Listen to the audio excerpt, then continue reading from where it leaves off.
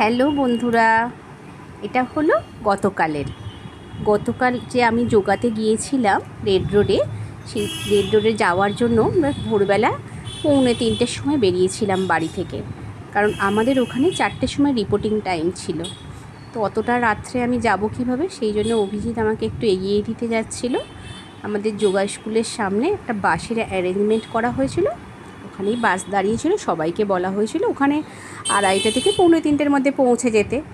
যখন বেরিয়েছিলাম, দেখো আমি রেডি, বেরিয়েছিলাম যখন ভীষণ অন্ধকার, মানে মাঝরাত, একদম ঘুটঘুট করছিল চারিদিকে। আমরা বেরিয়ে পড়লাম।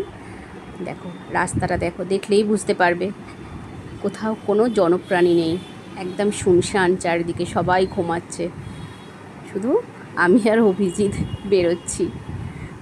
ও গাড়ি বার করতে গেছে, আমাদের বিল্ডিংয়ের এই পিছন দিকে আমাদের বাইকগুলো থাকে, ওইখান থেকে বাইক বার করতে গেছে। প্রথমে বলেছিলাম যে হেঁটেই চলে যাব ভাবছিলাম, কিন্তু এত রাত, ও বললো দরকার নেই, কোথায় কুকুর থাকবে কি থাকবে, চলো আমি তোমাকে বাইকে করেই দিয়ে আসি। দেখো আমরা বেরিয়ে পড়েছি, আমরা যোগা স্কুলের দিকে যাচ্ছিলাম অন্ধকারেতে।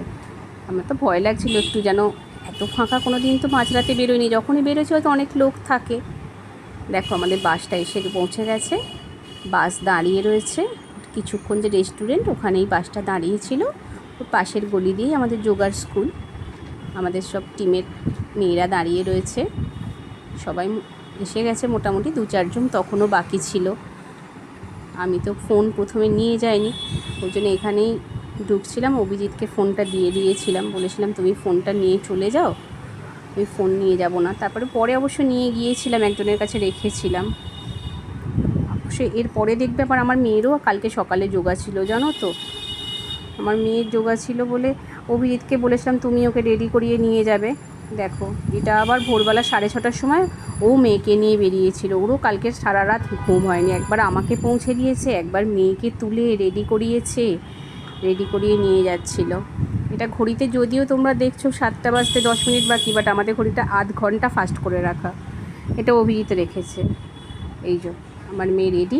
বাবু চুলকে বেঁধে দিয়েছিল এত সুন্দর? আমি নিজেই বেঁধেছিলাম। বাহ, তুই তো বেশ সুন্দর বেঁধেছিলি, তাহলে বাঁধতে শিখে গেছিস? হ্যাঁ। তাহলে আমি যখন থাকি তখনই খালি বলিস যে মা বেঁধে দাও, মা বেঁধে দাও, এবার থেকে আমি আর বেঁধে দেবো না। তুমি থাকলে একটু ভালো বাঁধা হয়, ওই জন্য। ওরাও বেরিয়ে পড়েছে রেডি হয়ে, এটা ওদের স্কুলের পিটি ড্রেস পরে যেতে বলেছিল, ওদের কম্পালসারি ছিল না, বলেছিল যারা যারা ইন্টারেস্টেড তারা যাবে। তো আমি যেহেতু যোগায় যাচ্ছি, ওকে তো যেতেই হবে, ও বলল আমিও যাব, ওই জন্য ওর বাবা বললো যে ঠিক আছে চ, নিয়ে যাব তোকে আমি। ওর বাবাই রেডি করিয়ে ডেকে নিয়ে গিয়েছিল। কেমন লেগেছিল কালকে? খুব মজা হচ্ছিল প্রথমে। তুই দেখ স্কুলে পৌঁছেও গেছিস, হ্যাঁ। স্কুলে সবাই দাঁড়িয়ে রয়েছে। ও বড় গেটের সামনে তোদের হয়েছিল না? হ্যাঁ, বড় গেটের সামনে হয়েছিল। ও সব গার্জেনরা দাঁড়িয়ে রয়েছে তাদের বাচ্চাদের ঢুকিয়ে দিয়ে। ও সামনেই প্রাইমারির বাচ্চারা ছিল, সবাই ম্যাট পেতে, পিছন দিকে সেকেন্ডারির মেয়েরা ছিল। ভালো লেগেছিল যোগা করে? হ্যাঁ। টিচাররাও কি করেছিল যোগা? হ্যাঁ, যেই সব টিচাররা দেখছো কুর্তি